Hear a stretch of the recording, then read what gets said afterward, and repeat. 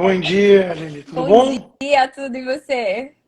Tudo certo. Finalmente, né? Finalmente! Conseguimos. Depois de uma furada minha aí, deu certo. Não, acontece. Tenho filho pequeno também. Acontece. Que bom, né? Consta, obrigada. Obrigada por aceitar meu convite. Obrigada por participar aqui comigo. Tipo, seu trabalho é incrível. Eu admiro muito. E assim, eu acho que você consegue esclarecer muito as coisas pra gente dessa loucura que tá acontecendo no Brasil agora, nos tempos atuais. Obrigado. É tenso, né? Dissecar o que está acontecendo é assustador. Sim. E sabe o que eu tô percebendo, Consta? Que muita gente está perdida, sem entender o que realmente está acontecendo, por que, que as coisas estão acontecendo e buscando soluções. E isso foi até uma das coisas que me motivou a começar essas lives, sabe? Então, assim, primeiro de tudo aqui, eu queria que você partisse do pressuposto que as pessoas que vão ouvir a gente depois, quando essa live for gravada, não entendem de política, tá? Tá. Porque porque muita gente vem me perguntar exatamente não entendendo nada de política. E às vezes a gente fica nessa bolha achando que todo mundo sabe o que a gente está falando e não sabe. Uhum. Então, Sim. eu queria, assim, eu sei que você é um economista, né, um escritor renomado, jornalista, você é de direita e, enfim, eu queria te pedir para começar explicando para a gente um pouquinho sobre duas polêmicas agora na política atual, que é a MP dos ministérios e a segunda é o arcabouço fiscal. Você pode falar para a gente um pouco sobre isso? Até posso, mas já que você colocou dessa forma que a turma às vezes nem entende tanto de política, deixa eu voltar um passo atrás. Que aí a gente fala um pouquinho da MP dos ministérios e do arcabouço fiscal. O que é ser de direita, né? Ser um liberal clássico com um viés conservador ou um conservador? É alguém que defende o indivíduo como a unidade mais relevante dentro de um contexto de valores morais. A família, o núcleo familiar é fundamental aqui para preservar essa liberdade do indivíduo, que vai ser inserido então nesse contexto de uma nação, né? Então, o patriotismo, a defesa do império da lei, ou seja, todos são iguais perante as leis. Por isso que a justiça tem aquele símbolo da mulher com os olhos vendados, porque ela não pode enxergar classe, cor, nada disso na hora de julgar, ela vai julgar o ato em si. E defendemos democracias representativas, porque a gente entende que não vivemos com condições de cada indivíduo tomar todas as decisões e por isso precisamos de representantes na política, mas tem que ter um processo transparente, limpo, de escolha desses representantes. O quão mais próximo estiver do eleitor, melhor. Então entra conceito aí como o voto distrital, federalismo. Aqui nos Estados Unidos a gente tem essa descentralização do poder. Os estados têm muita autonomia em relação à União Federativa, ao governo federal. Então, são vários pilares que juntos eles formam o que a gente chamaria então de um governo livre, uma sociedade livre que preserva o indivíduo, né, dentro dessa visão da coisa pública, né, daquilo que vai ser de alguma forma decidido em conjunto.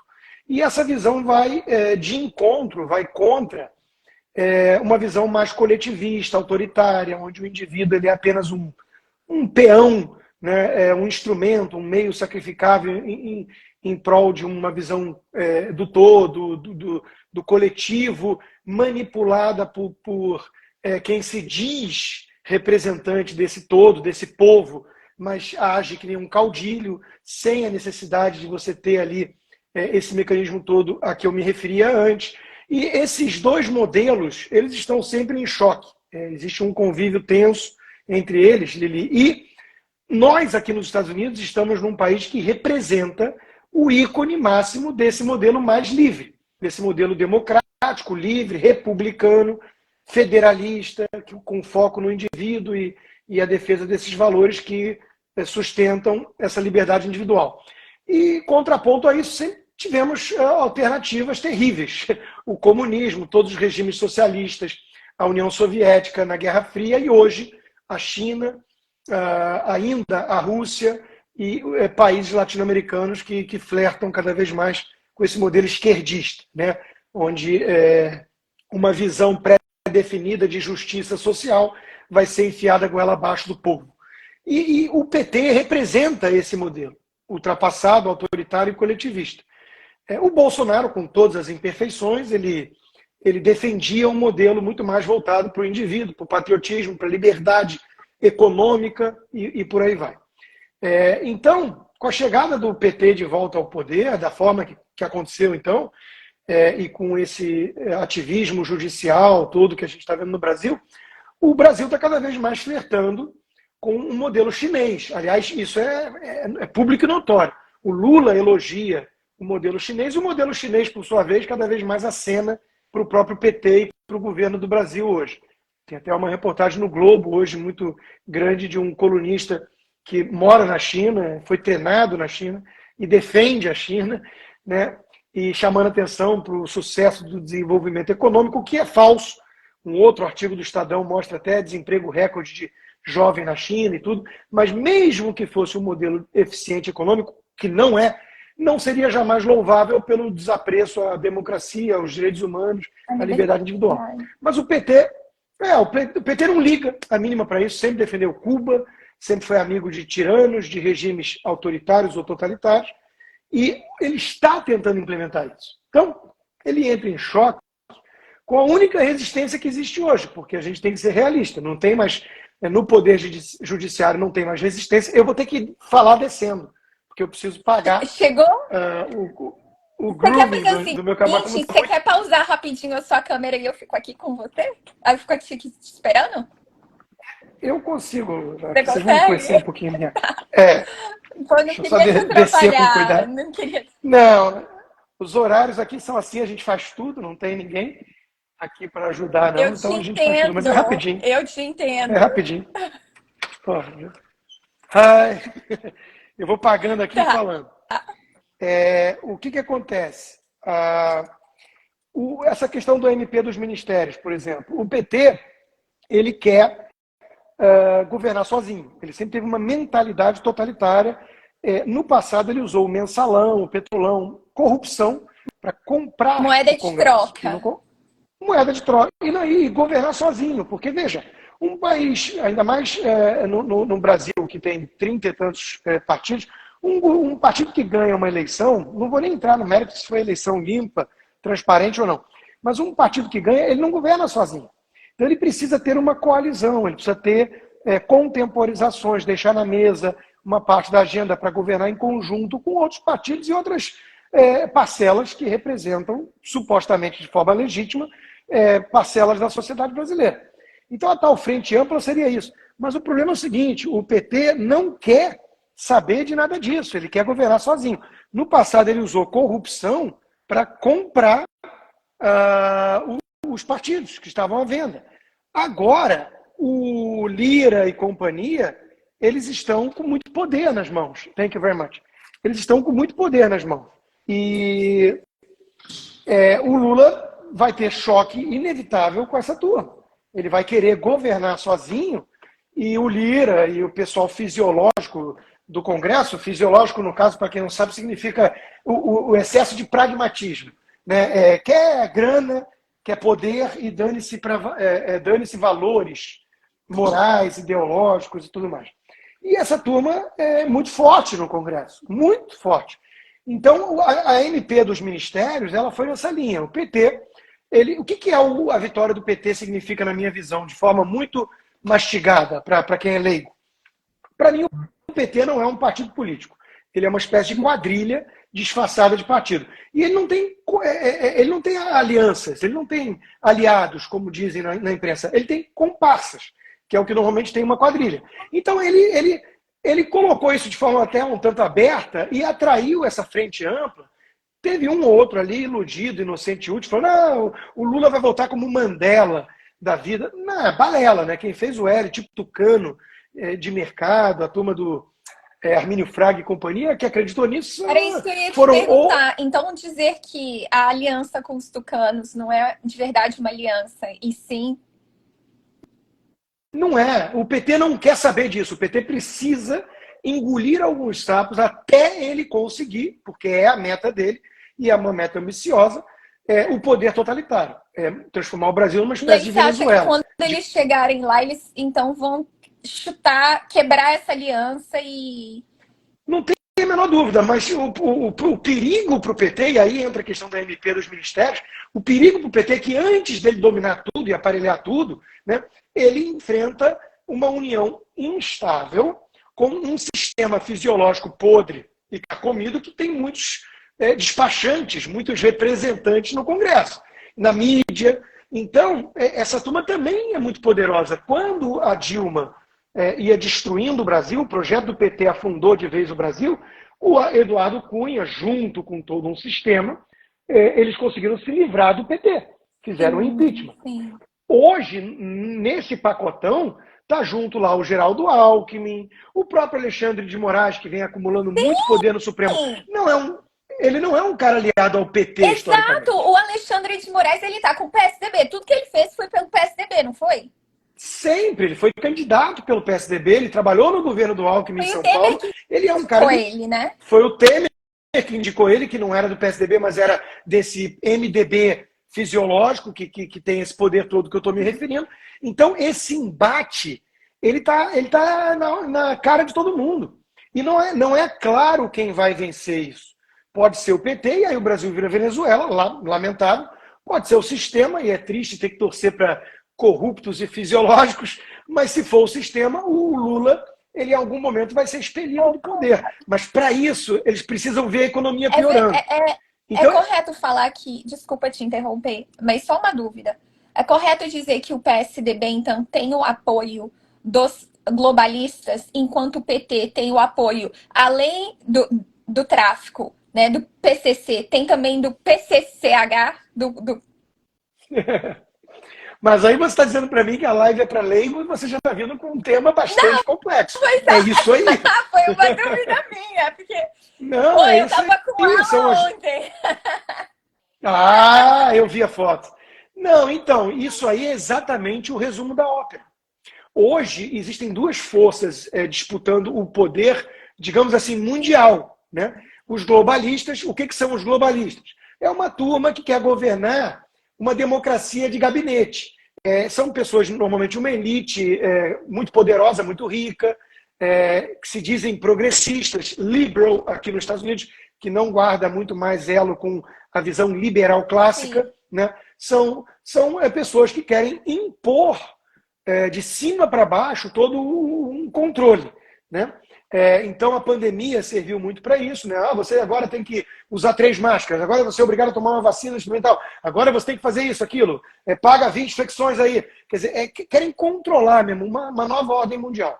Um governo dessa casta de ungidos, de iluminados, que vai dizer como nós devemos viver. A figura que representa muito bem isso é a figura do Klaus Schwab, que fundou o Fórum de Davos, e que diz abertamente, eu fui ler livro dele para entender até, mas eles dizem abertamente, eles querem uma globalização controlada, administrada, eles querem essas questões todas globais, a questão climática, a pandemia na época, eles querem usar isso tudo para concentrar o poder cada vez mais nessas entidades supranacionais, OMS, ONU e por aí vai, que aí eles podem invadir as soberanias nacionais com a sua agenda. Então, a Agenda ONU 2030 é exatamente isso. Então, os globalistas, eles são essa casta poderosa que querem enfiar a goela abaixo de todo mundo, esse controle minucioso das nossas vidas. Não vamos ter propriedade e seremos felizes, né? É uma espécie de admirável mundo novo que eles querem comandar.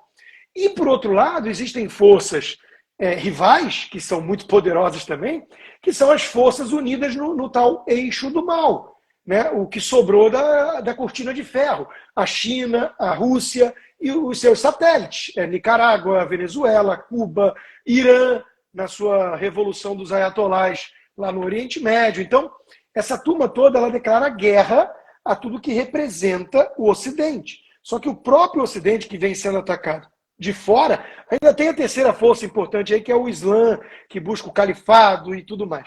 Mas as duas mais evidentes e em disputa são os globalistas dentro do próprio Ocidente, enfraquecendo os pilares das democracias ocidentais liberais e dos valores morais tradicionais, que fundaram o Ocidente, valores cristãos, para ser muito claro aqui, judaico-cristãos, né? E o Império do Mal, a turma comunista, a turma que sempre olhou para o indivíduo como um meio sacrificável, em nome do Estado, em nome do todo. Eles não há espaço para ambos. E o PT, sim, representaria, na minha visão, o eixo do mal, e os tucanos, e esse sistema, o MDB e tudo, representaria a turma globalista. E isso está em confronto. É uma união estável. Eles tiveram que se unir para expulsar o estranho no ninho. O cara de direita, patriota, com o ministro Paulo Guedes, liberal, do lado, que não fazia parte das previsões esse cara vencer. E ele começou a incomodar muito o sistema. Então, a primeira etapa eles fizeram em conjunto, se livrar do Bolsonaro e perseguir bolsonaristas. Hoje, qualquer um de direita, qualquer conservador foi calado, foi intimidado, foi passaporte cancelado, contas bancárias congeladas. Né? É uma luta pesada, é uma luta bem pesada. Então, o que vai sair como resultante desse confronto, ninguém sabe. Ninguém sabe. Mas a questão do MP dos ministérios entra nisso, porque aí a turma do fisiologismo globalista, chamemos assim, começa a botar a faca no pescoço do PT, fala, ó, quer que aprove? Vai aprovar, mas vai ter que ser assim, assado. E aí, hoje, enquanto falamos aqui, está tendo discussão sobre isso, porque o Lula se reuniu com aquela ministra do Turismo, que é ligada ao Vaguinho, que é um cara miliciano do Rio de Janeiro. Olha como é que são as coisas, né? Acusavam o Bolsonaro de miliciano. E isso está gerando incômodo na imprensa e no governo. Então, essas disputas são disputas entre... eu brinco que são street fights, aquela turma... A turma do PT é a turma sem gravata, é a turma de sindicalista, bandido, marginal mesmo. E a turma limpinha, né? A turma limpinha do Leblon, da Vila Madalena, que fala bonito, mas que na prática quer algo muito parecido com o PT. Só que com mas eles... de uma forma diferente. E querem o controle também. Só que eles fazem algumas concessões ao mercado, porque eles entendem que precisam preservar a galinha dos ovos de ouro. Enquanto que o PT não está nem aí para isso. A Venezuela já matou a galinha dos ovos de ouro faz tempo. Mas tem uma pequena bolha lá, uns 3 milhões de habitantes na Venezuela, que vivem que nem nababos. Então, a galera em Caracas, né? Eu estava conversando, eu fiz uma live com o Eduardo Musa. Tem o Bruno Musa foi lá na Venezuela fazer um documentário sobre isso para o Brasil. Nós falamos sobre isso também. Eu, inclusive, assisti a entrevista dele e eu conversei com uma outra menina que morou na Venezuela, a Amanda. Você deveria conversar com ela, ela é incrível. E ela deu uma consultoriazinha assim pro Musa antes dele ir, porque ela morou lá perto de Caracas de 2012 a 2019, assim. Ela falou muita coisa, que existe realmente uma bolha, que eles têm loja da Ferrari lá, consta. Sim, exatamente. Aí você fala assim, destruiu o país, a democracia, a economia, mas para essa casta que a gente chama de nomenclatura dentro dos conceitos soviéticos, a casta do andar de cima do poder, eles vivem dentro dessa bolha. Então, o PT não está nem aí se vai destruir ou não o Brasil. Ele quer saber da patota deles comandarem o poder todo, de forma totalitária. E o arcabouço fiscal é uma coisa mais secundária nessa discussão política, mas é a área econômica. Para esse projeto, o que se precisa? De muita grana, para comprar todo mundo, cooptar quem tiver à venda. Então, o PT precisa de ministérios, aí vem o ministério, a MP dos ministérios, precisa de 40 ministérios para poder trazer para o jogo um bando de prostituta do meio político, digamos assim, e precisa das estatais e precisa gastar. Então, ele precisava furar o teto. Ele precisava dessa aprovação do novo arcabouço fiscal para fingir que teve ali uma mudança legítima e tudo, que na prática significa licença para gastar. Um governo perdulário que vai pegar o dinheiro que não tem e gastar com os seus apaniguados e com os seus comparsas. Né? e vai precisar aumentar imposto na frente, não tem nenhuma dúvida. Então, o modelo todo econômico desse troço é insustentável, está fadado ao fracasso. É muito triste, é muito preocupante, mas é a realidade, a gente não pode ficar dourando a pílula. Então, ali na frente vai ter um encontro com a realidade. Como eu fazia essas análises lá em 2010, 2012, talvez de forma um pouco precoce, porque a revista britânica The Economist colocava o Cristo Redentor alçando o voo, o Brasil ia voar, e eu fazia palestras para empresários falando assim, ó, esses caras estão loucos, o Brasil vai bater no muro, vai dar tudo errado. E não deu outra, né? O Brasil desabou depois e deu no que deu. Então, o único ponto que me assusta um pouco dessa vez é que para o sistema se livrar de novo do PT, do sócio incômodo que eles tiveram que trazer para o jogo, porque vamos lembrar aqui, Lili, que eles tentaram produzir um monte de nome da tal terceira via. Sim. Simone Tebet, Eduardo Leite, papapá, 30 nomes. Então, eles tiveram que engolir o Lula. Eles não queriam o Lula. Então, o problema é que para eles se livrarem do Lula, eles precisam de crise econômica, começar a colocar gente nas ruas com a pauta específica de derrubar o PT, não de falar junto do regime tirânico que eles ajudaram a criar, da tirania de toga. Né? Isso não interessa a eles, porque eles querem manter esse poderio todo do Alexandre de Moraes e companhia, porque isso é útil para eles. Então, nós vamos ter anos no Brasil aí à frente muito emocionantes e muito tensos, porque o destino pode ser sombrio. É preciso ser realista aqui. Essa briga toda, quem vai sofrer é o povo, correto? Sempre. E assim, Consta, as pessoas me perguntam muito o que pode ser feito, o que nós podemos fazer, porque uns nos dizem vão para a rua, outros dizem não existe mais solução através das vias institucionais. E de uma outra forma, né, pessoas que você já sabe quem são, dizem assim, olha, agora a única coisa que pode ser feita é trabalhar a base, voltar para os estudos, lutar na guerra cultural. Então, por exemplo, um exemplo aqui prático, mães, né, nas suas cidades aí, nos ambientes municipais, comecem a ficar em cima das escolas, montem conselhos nas escolas. Ou então, tipo assim, galera, participa, os estudantes, né, por exemplo, começa a pregar valores conservadores para os seus colegas e participem dos grêmios estudantis, entendeu? Falam que... É exatamente isso. Bom, não tem uma solução mágica. Não existe uma bala de prata. Nós vamos passar por tempos difíceis. É inevitável. Isso está acontecendo nos Estados Unidos. Sim. Nós estamos vendo o que está acontecendo aqui. A Casa Branca ostentando bandeira trans e recebendo performer trans na Casa Branca. Então, está tudo muito esquisito. Então, diante disso, e o Brasil tem um agravante dessa questão do risco do PT conseguir transformar o país na Venezuela. Então, diante disso, ir para as ruas talvez seja uma única alternativa. É algo hoje em dia mais perigoso, porque a gente viu o que eles fizeram com as pessoas no 8 de janeiro. Saída institucional. O Congresso é isso aí, vai aprovar na sabatina o Senado o advogado e amigo pessoal do Lula para o STF. Quer dizer, o Brasil não tem mais pudor, Lili. Eles não têm preocupação sequer de manter aquele verniz de país sério. Aquela pátina assim, olha, vamos fingir que existe aqui seriedade. Você já tentou explicar para algum americano aqui essa palhaçada toda? Porque às vezes eu tento...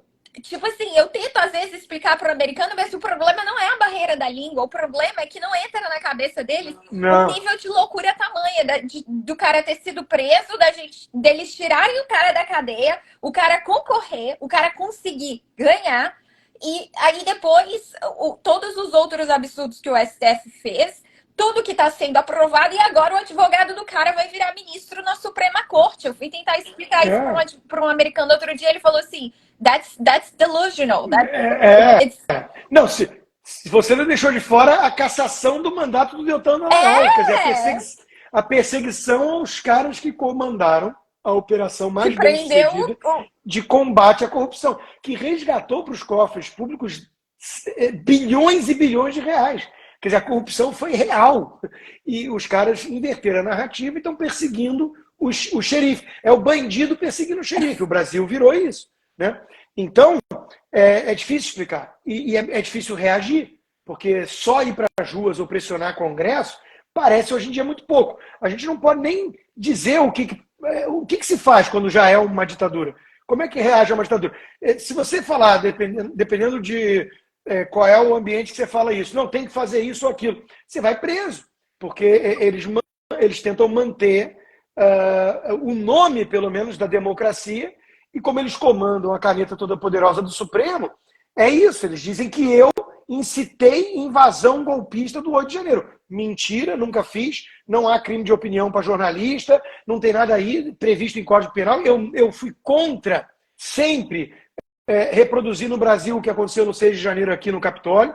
Eu tenho vídeos sobre isso, e nada disso impediu eu ser arrastado por um inquérito ilegal e pagar um preço que o Sérgio Cabral, condenado a quase 400 anos de prisão, está solto e influência. Eu sou censurado para 1,5 milhão de seguidores que eu tenho no Brasil. Eu estou censurado. Então, o Brasil virou isso. Agora, o que faz diante de uma ditadura dessa? Bom, talvez o primeiro passo seja a gente parar de fingir que é uma democracia. Eu vejo muita gente ainda, não, vamos acionar. O Deltan Dallagnol vai recorrer ao STF. Para quê? Admite que está numa ditadura. Esse é o primeiro passo. Aí, como é que se enfrenta ditaduras? Aí eu deixo cada um imaginar. Mas não há solução dentro de apelar ao próprio Alexandre de Moraes. A primeira coisa que a gente pode fazer, pessoas como eu, assim, que estão tentando como formiguinha, né? Porque é isso que eu sei que eu sou e é o trabalho que eu tento fazer. Conscientizar as pessoas que não tem mais democracia no Brasil.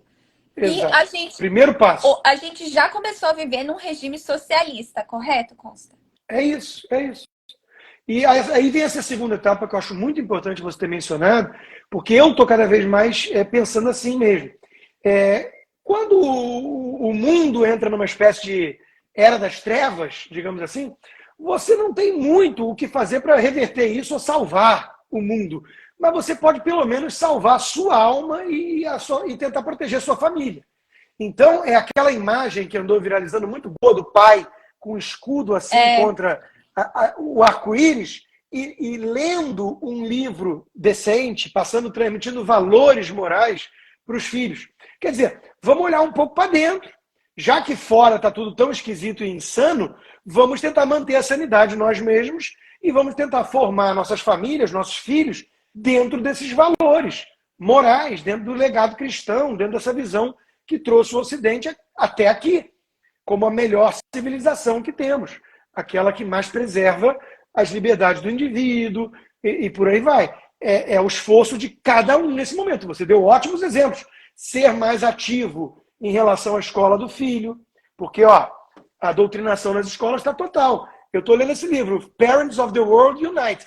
É um cara que nem trabalhava com isso e foi arrastado para essa luta, porque lá na Virgínia ele começou a ver a agenda ativista com questão da crítica, teoria da crítica racial, questão trans, woke, invadindo as salas de aula de crianças. E ele começou a virar e falar assim, não, vocês não vão ensinar para os meus filhos que esse país é um país com um legado da escravidão, onde o branco tem que sentir vergonha, pedir perdão e se ajoelhar no milho por ser branco. Isso é absurdo. Isso aqui é um país livre que chegou até aqui com o diferencial em relação ao resto do mundo por ser melhor, por ter foco no indivíduo, porque eu tinha uns pais fundadores voltados para a defesa desse legado da civilização judaico-cristã, do legado britânico, do iluminismo escocês, um monte de coisa que trouxe a gente desde a Carta Magna em 1215 até aqui. E nós temos que ter orgulho da América ter sido o que foi até aqui. Né? Então, essa turma está querendo vir com uma narrativa de culpa sempre, de desprezo aos valores da América. Isso não está certo. Para cima do meu filho, não. Então, o que nós podemos fazer é reagir dentro das nossas pequenas esferas. É isso. Tiraram o meu megafone. Eu também falava para 1,5 milhão de pessoas, hoje eu falo para uma comunidade bem mais seleta, na minha comunidade do Locals, são 30 mil membros, e vida que segue. Eu não vou parar de E levar a esses mensagem 30 que eu mil acredito. vão alcançar outros também. Isso. E assim, Consta, eu sei que a gente, né, o nosso tempo é curto, então eu acho que essa é uma forma maravilhosa de encerrar essa live, essa sua última fala, sabe? Porque apesar de na macroesfera, né, as coisas estarem caóticas, isso que você falou no final me trouxe uma paz aqui dentro agora, entendeu? De saber que o nosso poder ainda está ao nosso alcance. Pode não estar ao Exato. alcance do Brasil inteiro, mas está ao alcance da nossa família, dos nossos amigos, da nossa comunidade. E assim, quem sabe, a gente pode conseguir um dia lá na frente mudar um todo, né? E Exatamente isso. Nós vamos ser os recipientes, os bastiões de reserva e conservação desse legado, dessa tocha que nós herdamos e precisamos manter acesa, para que alguns consigam pegar isso e manter essa chama acesa para as próximas gerações. O Ronald Reagan, um grande presidente que esse país aqui já teve, ele dizia: a liberdade está sempre a uma geração de ser perdida. Nós temos a obrigação de preservar tudo isso que nós herdamos e transmitir às próximas gerações. É nossa obrigação moral. Então vamos fazer isso bem feito e vamos torcer para que no final o mal não pode vencer, o bem sempre vence. Amém. Essa live foi maravilhosa, Consta. Você é um professor, assim. Você explicou tudo. Você me entregou tudo mastigado. Muito obrigada. Muito obrigada Obrigado mesmo. a você. Vem quando você vier, você me avisa. Tá Deixa bom? comigo. Obrigada, Deixa comigo. Consta. Tchau. Valeu, Tchau, turma. gente. Bom dia pra vocês. Tchau, tchau.